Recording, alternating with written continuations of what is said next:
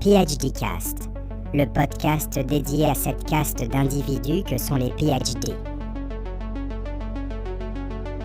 Un podcast original créé par Assia Asrir, coach en carrière et communication pour l'insertion des PhD dans le privé. Épisode 1. Qui sont ces extraterrestres qui sortent des labos ?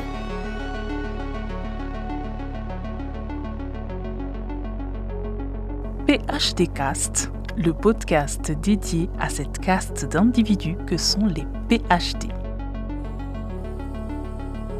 Durant ce podcast, nous vous partagerons les résultats de plusieurs années d'enquête sur le terrain. Notre équipe a infiltré les labos pour comprendre ces créatures, leurs comportements, style de vie, leurs aspirations. Pour ce premier épisode, nous allons planter le décor. Qui sont-ils ? Comment les reconnaître ? Et pourquoi il faut absolument s'intéresser à eux ? Ils pourraient bien, dans quelques années, mesdames et messieurs, transformer à jamais notre société.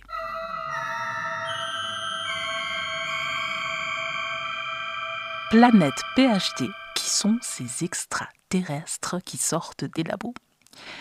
Pour rappel, les PhD, c'est comme ça qu'ils aiment se surnommer, c'est l'équivalent de doctorant. C'est un sigle utilisé par les pays anglophones désignant Philosophiae Doctor, qui veut dire docteur en philosophie.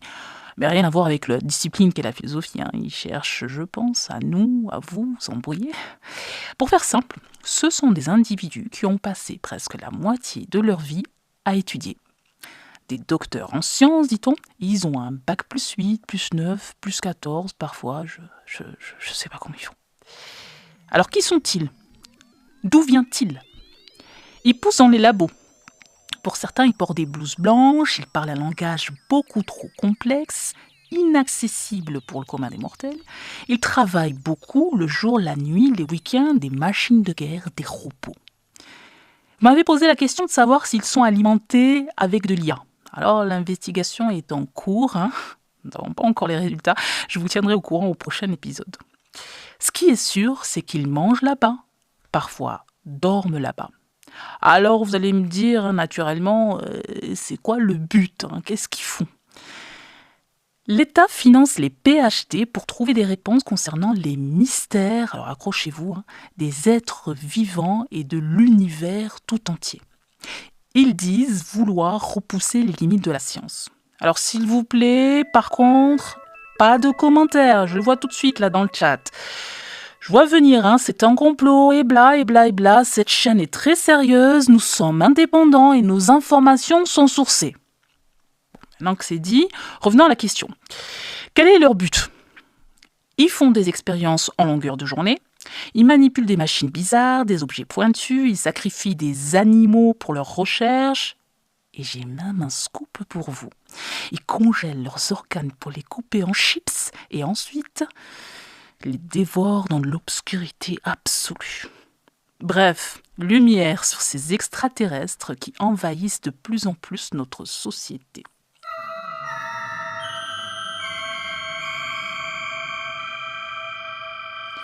Alors, à quoi ils ressemblent Alors là, vous êtes nombreux à poser la question. Mais malheureusement, il n'existe pas aujourd'hui la possibilité de les reconnaître au simple regard ou au son de leur voix. Ils sont d'apparence tout à fait normale. Il y en a des gros, des poilus, des maigres, des chauves, des blonds, des bruns, des tailles 36, des papas, des mamans. Oui, parce que, alors bonne ou mauvaise nouvelle, je ne sais pas, ils peuvent se reproduire. Vous n'allez pas les croiser partout. Ils représentent 1% de la population en France. Alors ils sont beaucoup plus nombreux aux États-Unis et en Suisse. Donc, on n'est peut-être pas les plus à plaindre. Pourquoi on parle d'eux ? PhD, est-ce qu'ils sont dangereux, ces individus ? Là-dessus, je voudrais apaiser les esprits. Non. Je vous rassure, ils sont plutôt gentils, plutôt humbles, et il y en a même qui ont de l'humour. Alors qu'ils sont formés par la recherche académique, qu'ils obtiennent un doctorat en sciences, bac plus 8, pour naturellement devenir ensuite chercheurs, qu'ils grandissent, vieillissent dans leur labo, et avant de mourir, alors juste petite parenthèse, ils ont un rituel ésotérique qui congèle leur ADN dans des cuves d'azote. Je referme la parenthèse.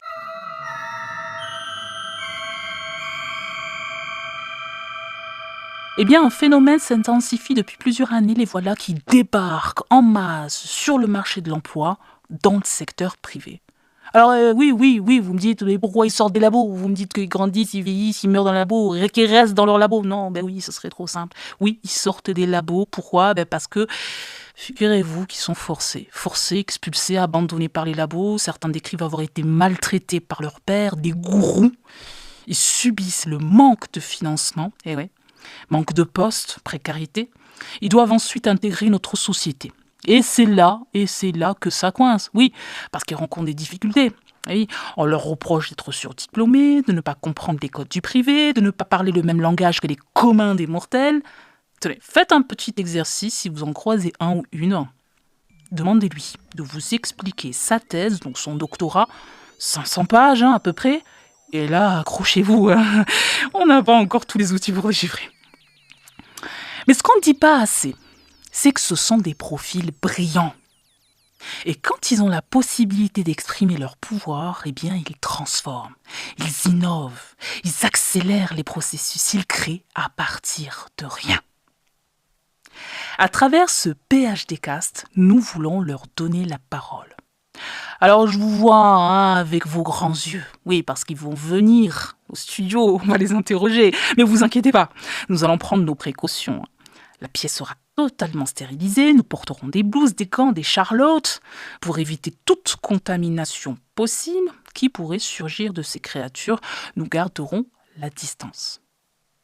Mais en même temps, forcé d'accepter que les PhD vont envahir notre société, mesdames et messieurs. Ils vont envahir nos entreprises de plus en plus. On estime que le chiffre devrait tripler dans 5 ans.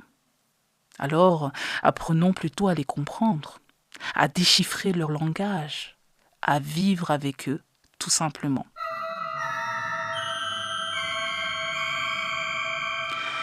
Bon, jetons à présent un œil du côté du chat.